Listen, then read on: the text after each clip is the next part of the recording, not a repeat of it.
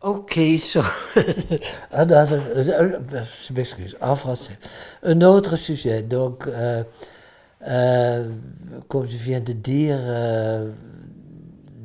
dans- je pense moi-même que les sujets me sont imposés par le terrain, mais est-ce que c'est vrai? Mais c'est aussi pour le dernier sujet avec lequel on lutte maintenant. Je fais un livre avec Rogers Oro, qui est un bon ami de moi, qui est un Camerounais, qui est très courageux, qui a payé ses propres études en Finlande et ensuite a fait sa thèse à Aarhus, où j'étais dans son jury, c'est comme ça que je connais, et qui ensuite a eu un poste à University of Witwatersrand, à Joburg. Mais le pauvre, sa famille vit, sa femme et ses enfants sont bien établis à Helsinki. Donc comme ça, il doit faire l'aller-retour entre Joburg et Helsinki, ce qui n'est pas facile. Mais donc avec lui, j'ai écrit, parce qu'on a découvert qu'on était tous les deux très intéressés par le tout, qu'est-ce qu'on dit, un changement au Cameroun très profond. Tout d'un coup, l'homosexualité comme un grand enjeu politique, real hot issue, et on était très intéressés au lien avec la franc-maçonnerie. Donc on essaye de faire un livre sur franc-maçonnerie, je dirais en Engels, Freemasonry, homophobia and illicit enrichment, post-colonial imaginaries in Central Africa. Donc, le titre a besoin peut-être d'une explication assez rapide de pourquoi le Cameroun est tout d'un coup devenu un des pays les plus homophobes en Afrique. C'est évidemment, il y a une sorte de marée générale de l'homophobie depuis 2000 dans la plupart des pays africains presque. Mais le Cameroun est très spécial, c'est beaucoup plus, il y a beaucoup plus de gens en prison au Cameroun sur telle accusation qu'à Ouganda. Pourquoi? Donc la réponse qu'on essaie d'explorer, c'est l'association, la conviction des gens dans la rue que l'élite est profondément impliquée dans des sociétés secrètes mondiales, fumée, franc-maçonnerie, mais aussi Rose-Croix. Et l'association très très forte, surtout franc-maçonnerie avec homosexualité, donc être s'attaquer aux homosexuels, c'est s'attaquer au régime, et c'est aussi la façon de s'enrichir, l'illicit enrichment, la sexualité interdite comme source d'enrichissement, d'empowerment, d'enrichissement, mais aussi de puissance.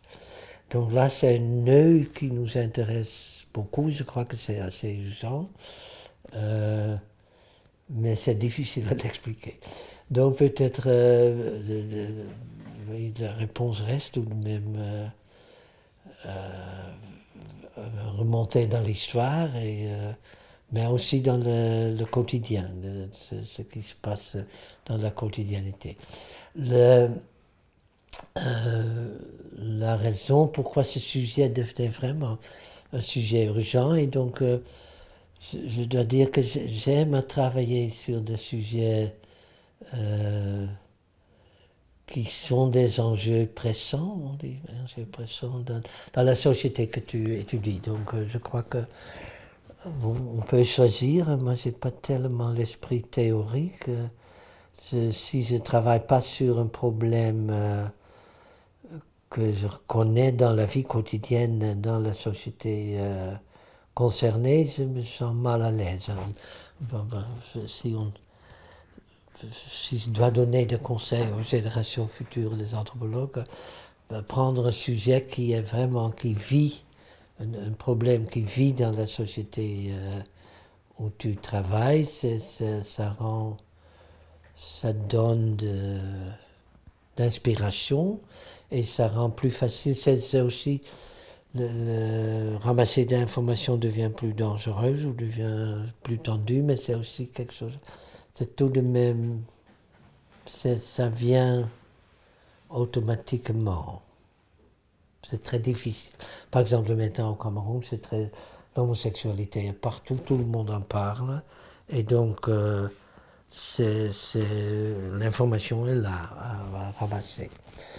Donc, ce qui a été très choquant, l'homosexualité était toujours un sujet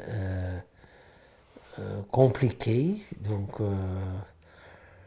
ce qui est important, c'est que là aussi, j'avais aucune idée de ça jusqu'à ce que ça devenait vraiment un problème urgent. Il y a de grandes différences entre les pays africains, par exemple, dans la mesure où l'homosexualité est criminalisée. Et ça fait des différences importantes.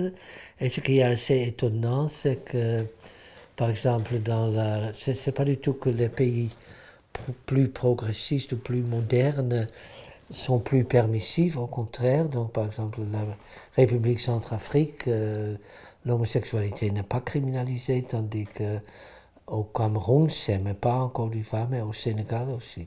Donc, la grande différence est avec la colonie anglophone, oui, anglophone, parce que ça a à faire avec Napoléon, et moi je ne savais pas non plus Napoléon. D'abord, la Révolution française a catégoriquement aboli tous les interdictions du sexe non reproductif, on peut dire ça. Donc toute forme de sexe non reproductif était gravement punie par l'Inquisition et par l'Église. Et la Révolution française a carrément rompu avec ça. Et Napoléon l'a confirmé. Il n'a pas beaucoup rechangé, mais ça, il n'a pas. Donc, ça veut dire que toutes les colonies qui adoptaient le code Napoléon, automatiquement, l'homosexualité n'était pas criminalisée, mais le Sénégal a pris le premier, d'abord Senghor, et pourquoi, c'est pas du tout. Il y a beaucoup à rechercher là aussi. Pourquoi Senghor a imposer une clausule contre l'homosexualité, pour criminaliser l'homosexualité. Probablement parce qu'il était catholique, il était assez catholique, c'est possible, mais c'est pas clair. Et Ahidjo l'a fait aussi, tout d'un coup. Ahidjo l'a fait il a imposé la République unie entre le parti anglophone et le parti francophone. Donc, c'est possible que le fait que l'homosexualité était criminalisée sous la loi anglophone, qu'il a utilisé ce moment pour... mais il a fait par un décret présidentiel, pas officiellement par une loi, et maintenant c'est devenu une loi, mais c'est toujours assez contesté. Donc, mais là, donc c'était connu que c'était un crime lorsque ça arrivait au Cameroun. C'était pas encore criminalisé, mais on en parlait déjà et c'était un objet de chantage, surtout les étrangers qu'on pouvait accuser d'avoir fait des ouvertures et là tu pourrais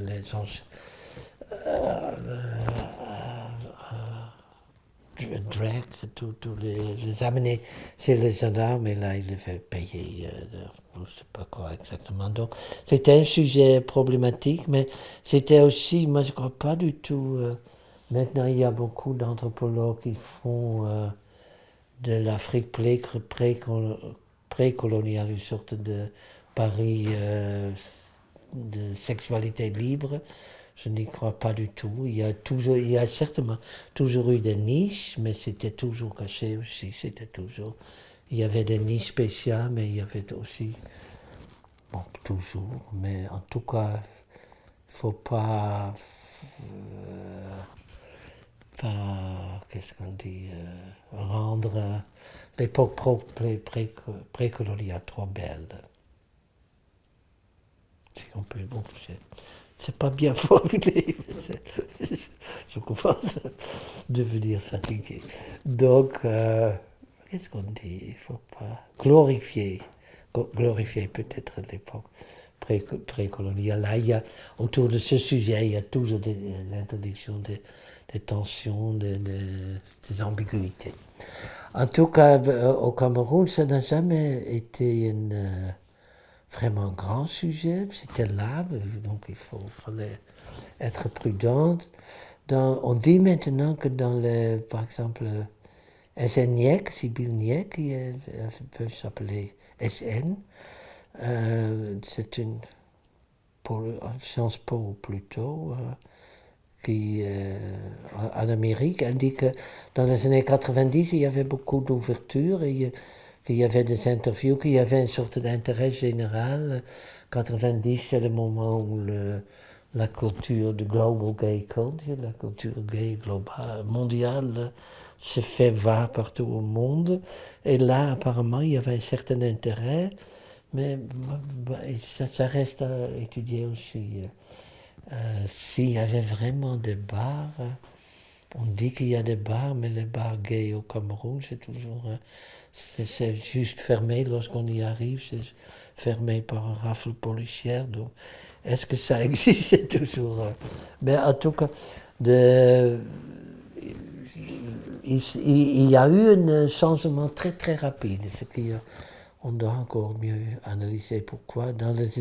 Après 2000, tout le coup de 2004, quelque chose comme ça, là, la poursuite judiciaire des gens qui étaient accusés d'homosexualité sanctifiée, on dira ça.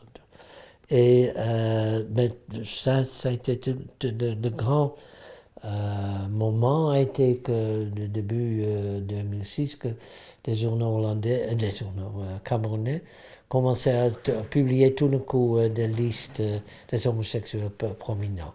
Et cette liste était assez remarquable. Donc c'était des listes. La première avait 50. Le premier journal qu'il a fait, 50 personnes et des homosexuels suspects, quelque chose comme ça, prétendus, quelque chose comme ça. Et c'était des ministres, des vieux ministres, des directeurs de parastatals, de grands offices, mais aussi quelques femmes, une directrice d'une alliance française, etc. Donc, toutes sortes d'élites. Et le texte était choquant, c'était une petite photo avec une photo. Et alors le texte était peut-être 10 lignes, que ça paraît être une grande personne, et il est ceci, il est cela, mais lorsqu'il doit recruter un jeune qui cherche de l'emploi, abat le pantalon. Si grossier comme ça, aussi pour les femmes, abat le pantalon. Et donc, donc le motif était que l'idée des jeunes qui cherchent de l'emploi désespérément et qui étaient prêts à subir une sorte d'initiation, et c'est faire vraiment pénétration anale. C'est très technique, la pénétration anale. Donc, on dit au Cameroun. Donc, j'avais aussi un étudiant, Basile Thio, un ancien thésard de moi, qui travaillait avec lui, et il est très courageux. Il a été en problème, il n'osait plus monter dans sa propre voiture. Et, il n'est pas du tout homosexuel, au contraire, il est très actif dans toutes sortes d'aventures, mais il veut travailler sur ce sujet. Et, donc il doit terminer son livre sur le procès contre des prétendus homosexuels à Douala. Et il travaillait aussi avec lui. Et, moi, j'aime beaucoup ce qu'il a fait. Il est vraiment courageux. Donc, donc ça a mené à une grande explosion indignation, indignation populaire. Et ce qui est très intéressant, c'est que d'abord, le président a parlé d'un respect pour le privacy. Et le président était toujours accusé qu'il était homosexuel, mais plutôt dans des caricatures que pour se moquer de lui. Donc, mais ensuite, lorsque ça devenait vraiment sérieux, le régime a pris sa distance, a intensifié la persécution judiciaire des homosexuels et pour se montrer contre ce sujet. Donc, la grande question pour notre livre est pourquoi, justement, à ce moment, ce qui est intéressant, c'est que justement à ce moment, et pourquoi il y a une sorte de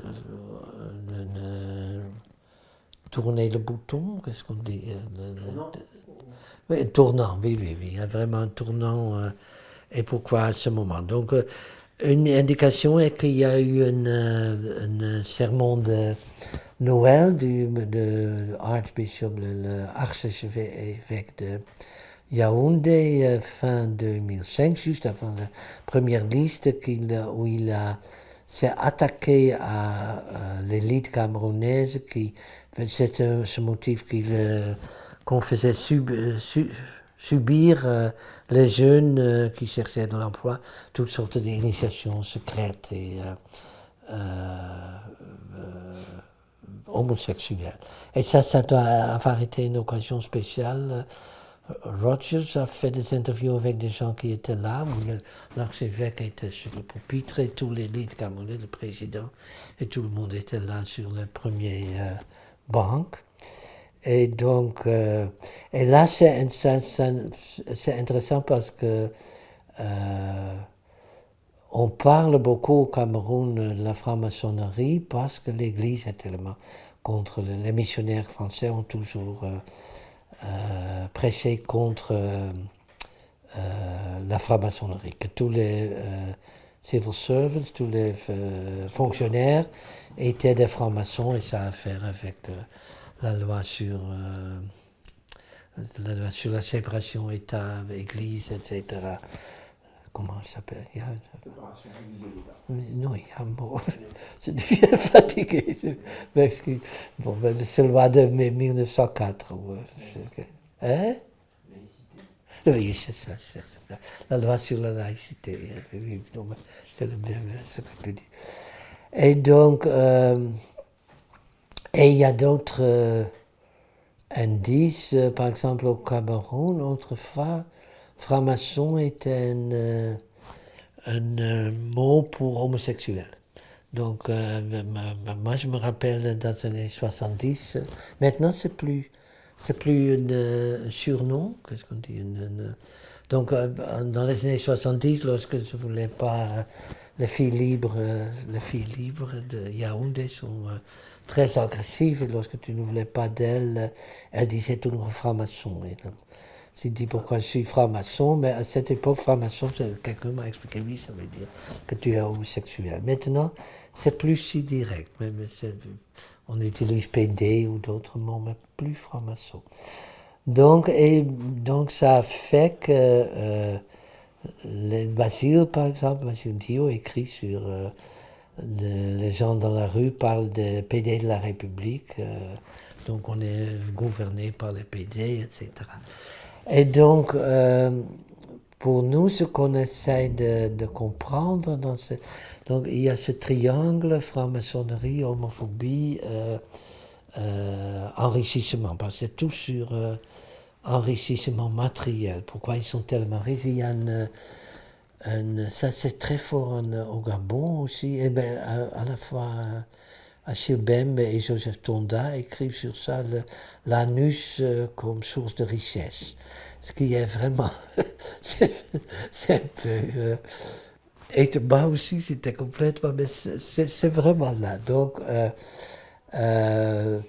Ah oui, et pour nous, ce qui était très intéressant, donc il y a ce lien avec le rôle de missionnaire, et il y a un vieux anthropologue, Gunther Tessmann, c'est le premier ethnographe du Cameroun qui a travaillé chez les Fang dans les années 1900, non, pardon, oui, oui, 1904, 1905, lorsque c'était pas encore pacifié, etc.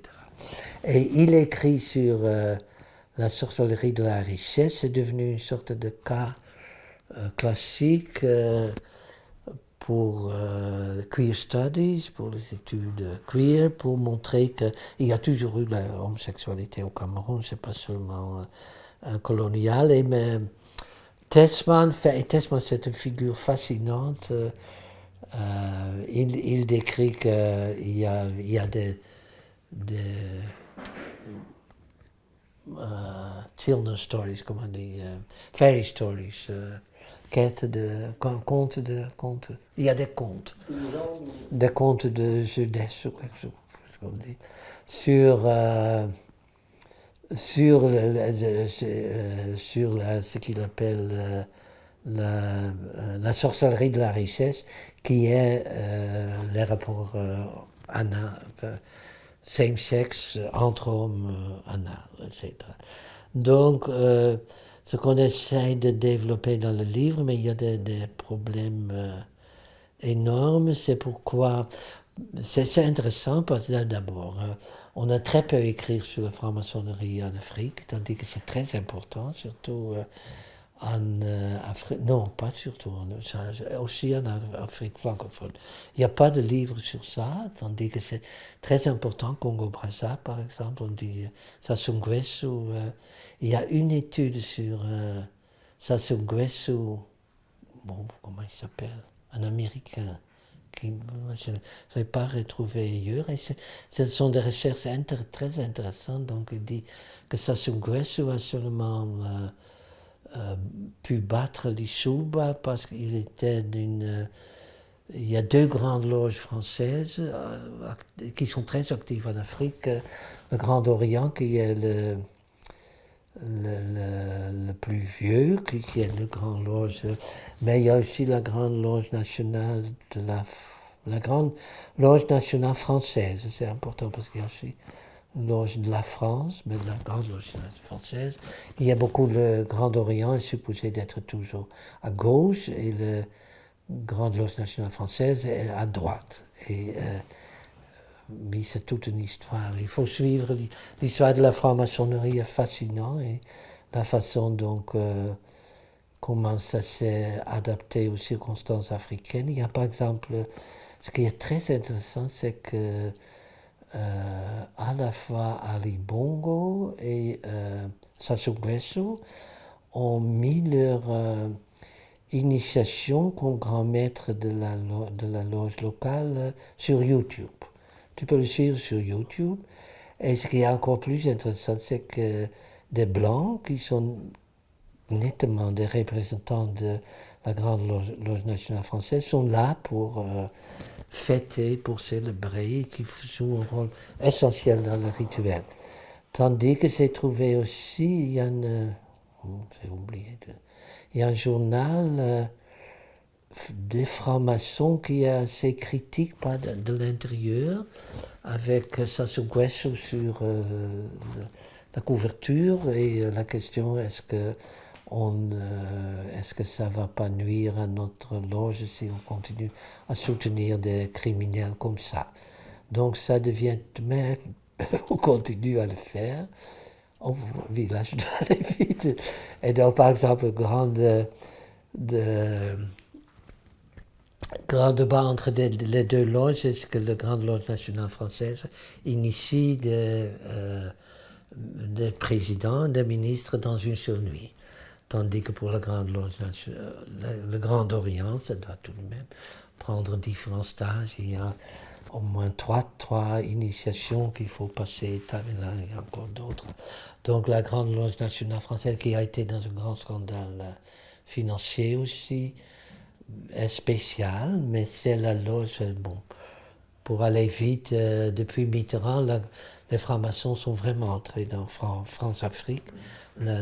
Avant, c'était Focard qui ne voulait pas mais Focard, Omar Bongo a expliqué apparemment à Focard qu'il y a aussi d'autres, pas tous les francs-maçons sont de gauche, mais c'est quelle sorte de gauche ça reste, mais qu'ils pouvaient travailler donc.